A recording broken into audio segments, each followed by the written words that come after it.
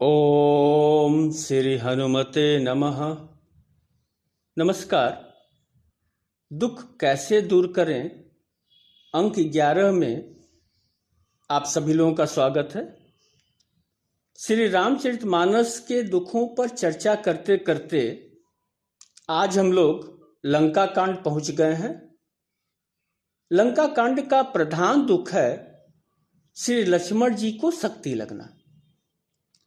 मेघनाथ लक्ष्मण जी में भयानक संग्राम होता है। जब युद्ध में मेघनाथ हारने लगता है तो लक्ष्मण जी पर ब्रह्मदत्त अमोघ शक्ति फेंक देता है। लक्ष्मण जी मूर्छित होकर पृथ्वी पर गिर जाते हैं और मेघनाथ उन्हें उठाकर लंका ले जाने की चेष्टा करता है पर असफल रहता है। सूचना मिलते ही हनुमान जी लक्ष्मण जी के पास पहुंचते हैं, वहां उपस्थित राक्षसों का संहार करते हैं और फिर लक्ष्मण भैया को अपनी गोद में उठाकर लाते हैं। प्रभु श्री राम के सम्मुख लिटा देते हैं। सभी के नेत्र आज सजल हैं। आज शेषावतार पृथ्वी पर मूर्छित पड़ा था। व्यापक ब्रह्म अजेय संपूर्ण ब्रह्मांड के ईश्वर और करुणा की खान श्री रामचंद्र जी लक्ष्मण जी की यह अवस्था देखकर अधीर हो जाते हैं, विकल हो जाते हैं। और प्रभु की यह अवस्था हनुमान जी से देखी नहीं जा रही है। गीतावली में बाबा तुलसीदास ने एक बड़ा ही मनोहर पद हम लोग को दिया है कि आज तक हनुमान जी सबसे पीछे रहते थे और आदेश मिलने पर काम शुरू करते थे, पर आज यह अंजनी लला कुछ अलग ही दिख रहा है। महाबली हनुमान इस दुख की घड़ी में उस सभा में अपार जोश भरते हैं। जो हूँ अब अनुशासन पाओ, जो हूँ अब अनुशासन पाओ, तो चंद्र मही निचोरी चैल जो आनी सुधा सिर नाओ। हे महाराज, यदि आदेश दें तो मैं चंद्रमा को गीले वस्त्र के समान निचोड़ कर उससे अमृत लाकर आपके सम्मुख रखूं। कै पताल दलो व्यालवली अमृत कुंड महिलाओ, भेदी भुवन करि भानि बाहिरो तुरत राहु दैताओ। महाराज, अगर आपकी आज्ञा हो तो पाताल में अमृत की रक्षा करने वाले सर्पों को मारकर अमृत कुंड को मही पर यानी भूमि पर ले आऊं। महाराज, बस आज्ञा दीजिए। महाराज, सूर्योदय होगा तब न लक्ष्मण जी के प्राण संकट में पड़ेंगे। मैं सूर्योदय होने ही नहीं दूंगा। मैं भुवन कोश को फोड़कर सूर्य को बाहर निकाल लूंगा। और यह काम मैं एक बार और भी कर चुका हूं। एक बार बाल्यावस्था में मैंने सूर्य को मुंह में रख ही लिया था। बाल समय रवि भक्षलियो, तब तीनहु लोक भयो अंधियारो, ताहि सुतास भयो जग को यह संकट काहु सुजात नटारो। देव ने आनी करी बिनती, तब छाड़ दियो रवि कष्ट निवारो, को नहीं जानत है जग में कपि संकट मोचन नाम तिहारो। तो महाराज, यह सब कुछ मैं बड़ी आसानी से कर लूंगा, बस आदेश दीजिए। विबुध वैद बर बस आन धरो, तो प्रभु अनुग कहाओ, पट कौमिच नीच मूसक जो सब ही को पापु बहाओ। हे महानाथ, मैं देवताओं के वैद अश्विनी कुमार को बलपूर्वक यहां उपस्थित कर दूंगा। नीच मृत्यु को चूहे के समान पटक दूंगा ताकि किसी को मरने का भय ही न रहे। यह सब कर लूंगा, तभी मैं आपका अनुचर कहूंगा। तुम्हारी कृपा प्रताप तिहारे ही नेकु विलंब न लाओ, दीजे सोई आयस तुलसी प्रभु, जे ही तुम्हारे मन भावे। भगवान, इसमें मेरा कुछ भी नहीं है। आपकी कृपा तथा आपके प्रताप से मैं बिना विलंब लगाए सब कुछ कर दूंगा, बस आज्ञा दीजिए। जिस काम को करने में आपका प्रिय पात्र बनूं, बस आज्ञा दे दीजिए। देखिए, हनुमान जी का रुद्र स्वरूप प्रकट हो गया। जगत के आश्रय श्री राम है और राम के आश्रय महादेव हैं, और हनुमान जी तो रुद्रावतार ही हैं। रुद्र देह तजि नेह, बस बानर भयो हनुमान। तो आज हनुमान जी को जगाना नहीं पड़ा, बोलना नहीं पड़ा, का चुप साध रहे बलवाना। वैसे भी भक्त के बिना भगवान अधूरा होता है, और फिर हनुमान जैसा भक्त, लोग राम पाने के लिए हनुमान की ओर ही तो दौड़ते हैं। राम से अधिक हनुमान के मंदिरों में लोग दिखते हैं। एक लघु कथा है। एक बार एक आदमी की पत्नी मेले में खो गई। खोजते खोजते परेशान हो गया। शाम होने लगी। कुछ लोगों ने राय दी कि सामने मंदिर है, मत्था टेक आओ, भगवान निश्चित ही तुम्हारा कल्याण करेंगे। वह आदमी भी भोला भाला था। 1 किलो बर्फी माला फूल लेकर मंदिर पहुंच गया। राम जानकी मंदिर था।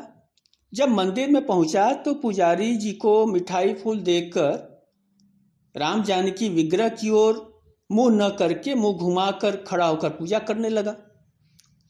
पुजारी जी परेशान। ऐसा भक्त पहली बार दिखा जो ठाकुर की ओर पीठ करके पूजा कर रहा हो। उन्होंने कहा कि भले आदमी, ऐसे कोई पूजा करता है? भगवान के सम्मुख होकर प्रार्थना करो। तो वह बोला, नहीं, उल्टा ही ठीक है, और आज गलत जगह आ गया हूं, और इनसे क्या प्रार्थना करूं? इनकी स्वयं की पत्नी जब खो गई थी तो खोज ही नहीं पाए थे। मैं तो हनुमान जी को खोज रहा हूं, क्योंकि वही मेरी मदद कर सकते हैं। इनकी भी पत्नी, आपको नहीं पता, उन्होंने ही खोजी थी। तो कहने का मतलब कि जनमानस में हनुमान जी के प्रति जो आस्था है, उसकी तुलना नहीं की जा सकती। तो जामवंत जी विभीषण जी से मंत्रणा करके हनुमान जी को समझाते हुए आदेश देते हैं, जामवंत कह बैद सुसेना, लंका रही को पठई लेना, धरि लघु रूप गयऊ हनुमंता, आनेहु भवन समेत तुरंत। हनुमान जी को समझाया गया कि लंका जाकर सुसेन नामक चिकित्सक को ले आओ, और हनुमान जी लघु रूप धरकर पुनः लंका में प्रवेश करते हैं। पहली बार कहा गया था कि लंका में माता सीता का पता लगा के शीघ्र लौट आना, तो बाबा ने 2 कदम आगे बढ़कर लंका जला दिया था। इस बार भी बाबा 2 कदम आगे बढ़ के काम करते हैं। अधिकंतु न दोषाय, ऋषि वाणी कहती है कि अधिक कर देने से दोष नहीं लगता। बाबा ने सोचा होगा, सुसेन रावण दरबार का चिकित्सक है, कहीं चलने से अस्वीकार न कर दे, अथवा तो अगर सज्जन हुआ तो मुझे राम कथा सुनानी पड़ेगी, राम भक्त बनाना पड़ेगा, और समय कम है। तो जिस भवन में सुसेन वैद्य रहते थे, संपूर्ण भवन ही बाबा ने उखाड़ लिया समूल, और आकाश मार्ग से लाकर श्री राम जी के समीप रख दिया। अब सुसेन जी बाहर निकलते हैं, श्री राम जी को प्रणाम करते हैं, और सीधे हनुमान जी से पर्वत और औषध का नाम बताकर लाने के लिए कहते हैं। यहाँ एक प्रश्न उठता है कि सुसेन जी ने विभीषण, सुग्रीव, महाराज जामवंत या स्वयं राम को नहीं कहा, सीधे हनुमान जी से कहा कि कहा नाम गिरि औषधि जाहु पवन सूत लेन। तो इसका 2 कारण हो सकता है। व्यवहार जगत में हम जिससे परिचित होते हैं उससे ही अपनी बात कहते हैं। वह 2 ही परिचित थे, विभीषण और हनुमान जी। विभीषण राज परिवार के थे तो उन्हें आदेश दे नहीं सकते थे, और हनुमान जी से, महाराज से उनका परिचय अभी भी हुआ था। फिर महाराज की ख्याति तो जरूर परिचित रहे होंगे सुसेन जी। बाबा ने लंका में एक ही घर अपनी समझ से छोड़ा था, बाकी तो सब भस्म कर ही दिया था, आग लगा ही दी थी। और सुसेन जी का भी महल रहा होगा निश्चित तौर से। खैर, अभी इस प्रसंग को छोड़कर आगे बढ़ते हैं। सुसेन ने लक्ष्मण जी को देखने के बाद औषधि लाने के लिए कहा, साथ ही यह भी कहा कि औषधि सूरज उगने से पहले आ जानी चाहिए, तो लक्ष्मण जी के प्राण संकट में पड़ जाएंगे। हनुमान जी जय घोष करके हिमालय की ओर बढ़ते हैं। राम चरण सरसिज उर राखी, चला प्रभंजन सुत बल भासी। श्री राम जी के चरण कमलों को हृदय में रखकर पवन पुत्र हनुमान जी अपना बल बखान कर, यानी कि मैं अभी आया, ऐसा कहकर चले। बाबा ने यहां यही संकेत दिया। यह एक बात गौर कीजिए कि अपने बल का बखान कर हनुमान जी चले। सुनने में अटपटा लगता है कि यह तो अहंकार प्रदर्शन हुआ, भक्ति मार्ग में तो बुरी बात हुई। पर ध्यान से देखें तो यहाँ एक सूक्ष्म संकेत है कि जब विपत्ति काल हो, घर का मुखिया स्वयं नैराश्य की स्थिति में हो, तो परिवार के सभी सदस्यों का यह कर्तव्य बन जाता है कि स्वयं ही आगे बढ़ें। बुद्ध भगवान का शुभ संदेश आत्मदीपो भव भी यही तो था। जब कोई प्रकाश की किरण न दिखाई दे तो स्वयं के प्रकाश से आगे बढ़ो। और हनुमान जी यही संदेश हम लोग के लिए यहाँ छोड़ रहे हैं। आगे की कथा आप सभी जानते हैं। कालनेमी प्रकरण आता है। हनुमान जी संजीवनी नहीं खोज पाते हैं तो पर्वत ही उठा लाते हैं। अयोध्या के ऊपर से जब गुजर रहे होते हैं तो भरत जी को असुर समझकर बाण चला देते हैं। भरत जी राम भक्त देख निज को लज्जित महसूस करते हैं। फिर हनुमान जी से प्रार्थना करते हैं कि आप मेरे बाण पर बैठ जाइए ताकि मैं शीघ्र ही राम भैया तक आपको पहुंचा दूं। और हनुमान जी बड़ी विनम्रता से उनका प्रस्ताव अस्वीकार करते हैं। तव प्रताप उर राखी प्रभु जयहू नाथ तुरंत, अस कही आयस पाई पद बंदी चले हनुमंत। हे प्रभु, मैं आपका प्रताप हृदय में रखकर तुरंत चला जाऊंगा। और आज्ञा पाकर भरत जी के चरणों की वंदना करके हनुमान जी यात्रा पर निकल जाते हैं। तो इन कथाओं से आप परिचित हैं, मैं विस्तार में आज नहीं जा रहा हूं। अब थोड़ा विषय की गहराई में प्रवेश करें। प्रभु श्री राम के दुखों की चर्चा करें। राम का दुख राम बनकर ही समझा जा सकता है, यह याद रखें। राम हमारे आत्म पुरुष हैं, राम के हम हैं और हम में भी रामत्व है। तो अपने आत्म स्वरूप का साक्षात्कार करके ही हम राम बन सकते हैं, राम के दुख को समझ सकते हैं। उस अर्धरात्रि में राम अकेले थे। दोनों भाई भरत शत्रुघ्न पहले ही छूट चुके थे पिता बैकुंठ में। यहां लंका के बाहर राम अकेले थे। सामने असुरों की सेना दुश्मन और कैद में पत्नी सीता, समीप में निश्चेत मूर्छित भाई लक्ष्मण। अब आप सोचिए कितनी विकट परिस्थिति थी। राम उस रात्रि अकेले थे, निसहार विवश राम। क्या यह हमारे जीवन की भी सच्चाई नहीं है? जीवन के हर दुखद मोड़ पर हम अकेले ही होते हैं। और यूं कहें कि जब हम अकेले होते हैं तभी दुख घेर लेता है। आधी रात निखंड की लोग नगर के सोए, जिसको चिंता यार की वो कहाँ से सोए। तो प्रभु राम का जो दुख था, उस दुख को हम तभी समझ सकते हैं जब हम स्वयं उस रूप में अपने को रखें। तुलसी महाराज ने भगवान के दुख का जो चित्र खींचा है हम सबको विह्वल करता है। भगवान बोलते हैं कि आधी रात बीत चुकी है, हनुमान नहीं आए। आज टकटकी लगाकर हनुमान की प्रतीक्षा कर रहे हैं बाबा। यह कहकर भाई लक्ष्मण जी को उठाकर हृदय से लगा लेते हैं। बिल्कुल मनुष्यों की तरह हमारे करुणा के खान आज राम जी व्यवहार कर रहे हैं। वे लक्ष्मण जी के मुख की ओर देख कर कहते हैं, हे भाई, मुझे तुम कभी दुखी नहीं देख सकते थे। सकहूं न दुखित देखि मोहि काहू, मेरे हित के लिए तुमने माता पिता को छोड़ दिया, वन में जाड़ा गर्मी हवा सब सहा, अब कुछ क्यों नहीं बोलते?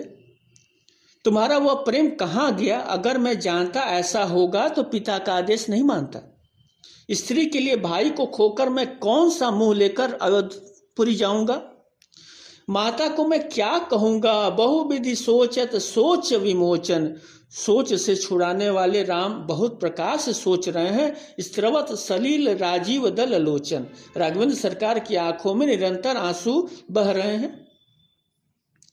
याद रखें, भगवान राम दो ही बार अपने को संभाल नहीं पाते हैं, जब सीता माता का हरण होता है तब, और जब लक्ष्मण जी मूर्छित हुए तब।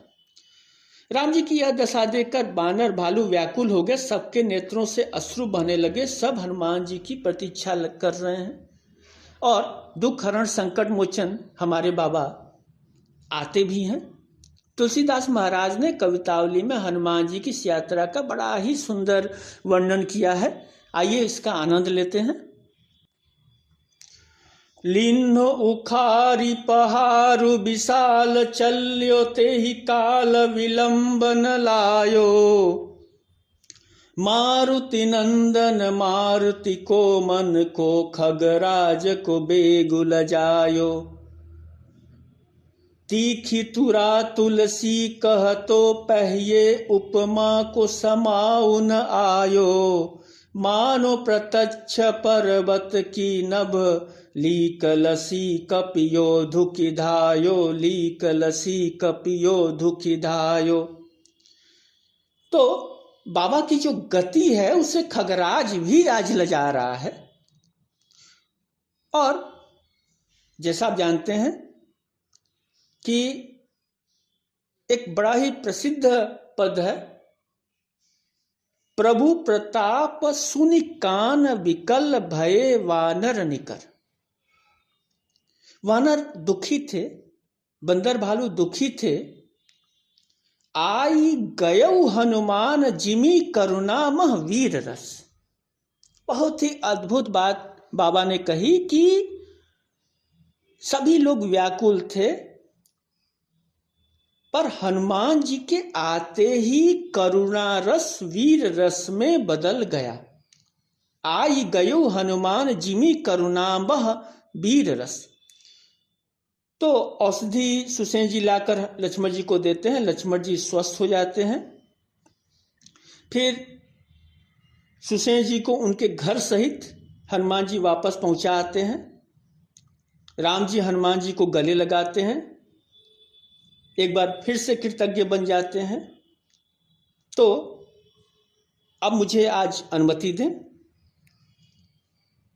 ईश्वर से हम प्रार्थना करें कि हमारे जीवन में हनुमत तत्व का प्रवेश हो, हनुमान साक्षी भाव से हमारे हृदय के अंदर उपस्थित रहें।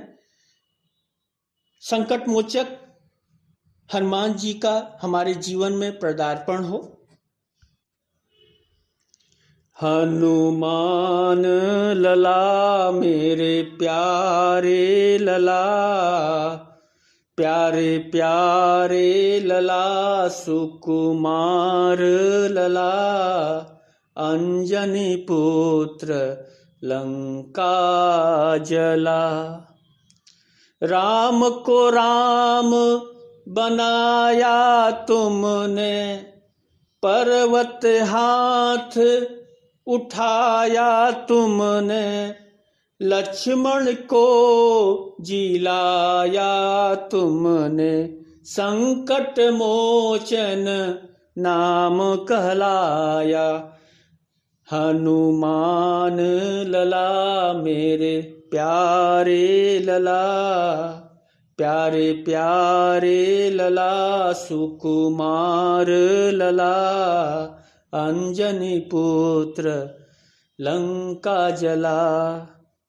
राम को राम बनाया तुमने, संकट मोचन नाम तिहारो। काटो काटो काटो काटो काटो मेरी अला बला, हनुमान लला मेरे प्यारे लला।